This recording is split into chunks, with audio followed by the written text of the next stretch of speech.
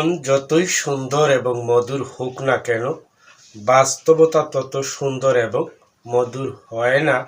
তার কারণ জীবনে প্রতিটি ভালো কাজেও সমালোচনা, মন্তব্য থাকে।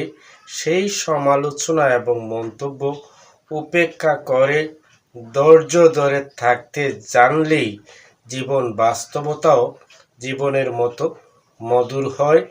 প্রতিটি সকালকে সতেজ এবং প্রাণবন্তভাবে স্বীয় কাজে ফোকাস রেখে যে শুরু করতে পারে, পুরো দিন ব্যাপী তার সুন্দর এবং ভালো থাকতেই পারে। সেই সুন্দর বাস্তবতা বলে ভালো অভ্যাসের চর্চা করুন।